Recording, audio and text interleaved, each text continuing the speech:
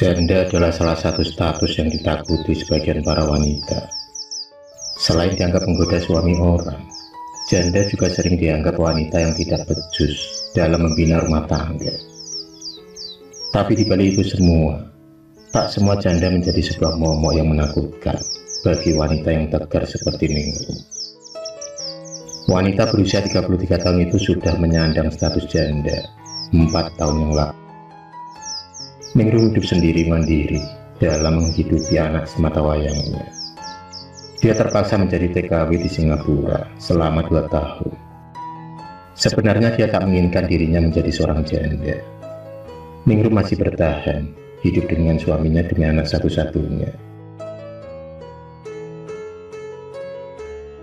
Ningrum masih bisa bertahan meski suaminya malas bekerja dan suka mabuk-mabukan. Suatu malam, kesabaran Ningrum sudah habis saat melihat dengan matanya sendiri suaminya sedang bermesraan dengan wanita lain. Hati Ningrum sudah hancur sehancur-hancurnya. Dia kemudian memutuskan untuk menggugat cerai suaminya. Dan keputusan itu benar. Kini hidupnya lebih bahagia tanpa ada beban di hati. Kalau dulu badannya kurus kering, sekarang Ningrum memiliki tubuh yang berisi dan aduhai. Penampilannya kini berubah ke artis selebriti. Rambut berwarna pirang selalu dibiarkan terurai. Kulit putih dan mulus menambah pesona janda cantik itu. Ningrum kini menjadi primadona di desanya. Anak perempuannya yang sudah beranjak dewasa pun mewarisi wajah cantik ibunya.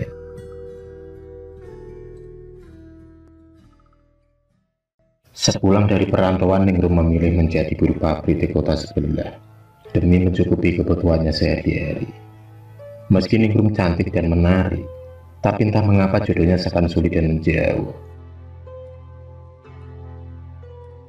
4 tahun lamanya sudah Ningrum menjanda. Selama itu pula dia gonta-ganti pacar.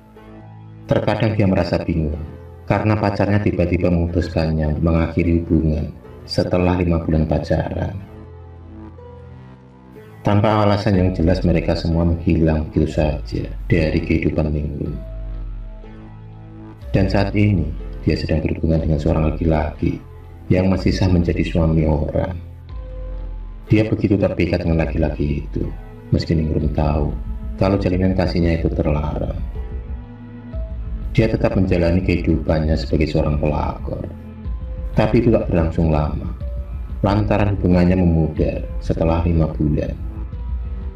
Dia semakin bingung atas apa yang ada di dalam dirinya, hingga dia pun mencari inisiatif dengan cara pergi ke orang pintar untuk menerawang kehidupannya dalam nasib yang selalu gagal dalam menemukan jodohnya. Dan semua paranormal itu mengatakan kalau ada seseorang yang mencoba mempersulit jodohnya. Cerita pun berlanjut ketika anak Ningrum, yaitu Dinar, sering menemui keganjilan di dalam rumahnya. Ketika Dinar sendirian, dia selalu mendengar seseorang memanggil-manggil namanya. Tak hanya itu saja, Dinar juga sering melihat siluet bayangan hitam yang masuk ke dalam kamar Ningrum. Padahal dengan jelas, ibunya itu sedang berangkat kerja. Sampai sekarang, Dinar tak berani tidur di kamarnya sendirian.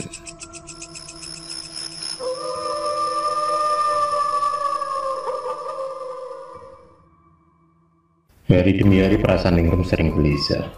Dia merasa tubuhnya kepanasan, meski di cuaca dingin sekalipun. Dia tahu ada yang tak beres dalam tubuhnya, hingga dia menemui seorang ustaz untuk meminta tolong meruqyah dirinya. Dan benar saja, sesampainya di sana, ustaz itu merasakan ada aura negatif dari tubuh Ningrum. Tapi anehnya, sosok di balik raga Ningrum mendadak menghilang saat mengetahui kalau dia akan diruqyah.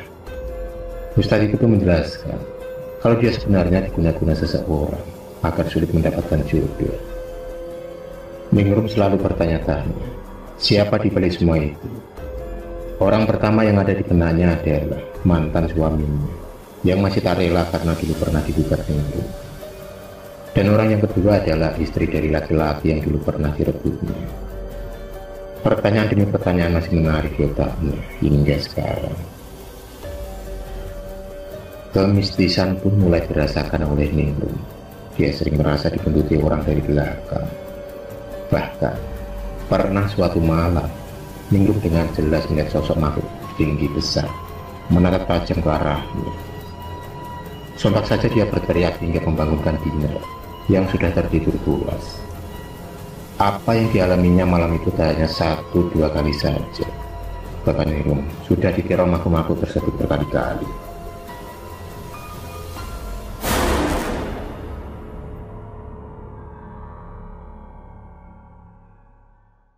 Pada malam-malam tertentu seluruh rumahnya berbau busuk yang begitu menyengat hidung. Padahal Dinar selalu membersihkan seluruh ruangan. Semakin hari tubuh Ningrum semakin lemas dan malas bekerja.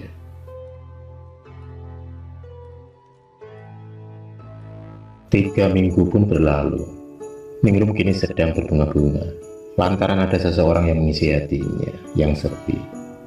Dialah Aji, salah satu rekan kerjanya yang sudah lama menaruh hati pada Ningrum. Aji menunjukkan keseriusannya dengan melamar Ningrum meski mereka baru kenal 3 bulan dan menjalin kasih. Tapi Aji yakin kalau Ningrum adalah wanita yang terakhir dalam hidupnya. Begitupun juga Ningrum, hatinya begitu sumringah karena status janda tak akan lagi melekat di dirinya. Segala persiapan pernikahan sudah ditata begitu rapi. Aji begitu menyayangi Ningrum. Dia pun menerima Dinar sebagai anak sambungnya. Tapi kebahagiaan Ningrum tak berlangsung lama karena Aji tiba-tiba saja memutuskan hubungannya secara sepihak. Aji mengatakan kalau wajah Ningrum tak secantik dulu.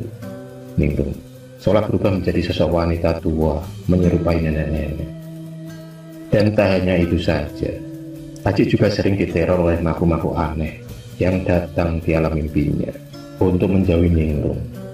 Dan anehnya, Aji menuruti semua permintaan dalam mimpi aneh tersebut. Keputusan Aji membuat Ningrum marah. Dia sering ring-ringan dan tak lagi peduli pada penampilannya. Ningrum merasa putus asa. Rambutnya yang dulu wangi dan terurai lembut kini dibiarkan acak-acakan begitu saja.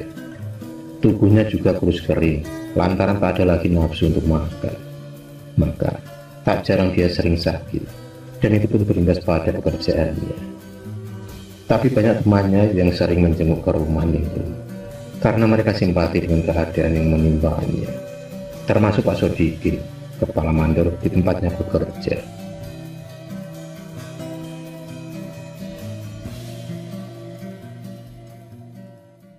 Meski Pak Sodikin orangnya galak dan terlihat cuek, tapi beliau adalah orang yang sangat peduli pada semua anak buahnya.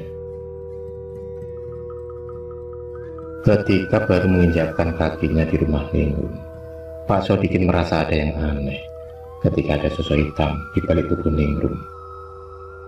Pak Sodikin lalu memejamkan matanya sambil beristighfar. Dia pun mendekat ke arah Ningrum secara perlahan. Pak Sodikin mencoba bicara dari hati ke hati. Dengan menangis, Ningrum pun menceritakan segala permasalahannya selama ini. Menjadi janda bukan keputusannya, tapi keadaanlah yang membuatnya seperti ini. Selain beban mental karena dipandang sebelah mata oleh para tetangganya, Ningrum juga harus berjuang sendirian dalam menghidupi keluarganya. Pak Sodikin yang masih setia mendengar curhatan Ningrum merasa sangat simpati. Sifat kebapaannya pun muncul menenangkan Ningrum. Pak Sodikin mengatakan kalau ada makhluk yang sering membayang-bayangi Ningrum, makhluk itu tak ikhlas kalau dia punya suami. Sosok itu bisa datang dan pergi sesuka hatinya dan tak mudah untuk dihilangkan, bahkan diruqyah sekalipun. Pak Sodikin menjelaskan makhluk itu akan hilang dengan sendirinya asal Ningrum sering sholat dan mengaji. Dan yang terpenting Ningrum harus bersugesti dan berpikiran selalu positif. Di akhir pertemuan Pak Sodikin memberi segelas air minum untuk Ningrum yang sudah diberi doa-doa. Sampai sekarang Ningrum belum tahu dari mana sosok hitam itu. Tapi yang pasti Ningrum hanya bisa berpasrah dan mendekatkan diri pada Sang Ilahi.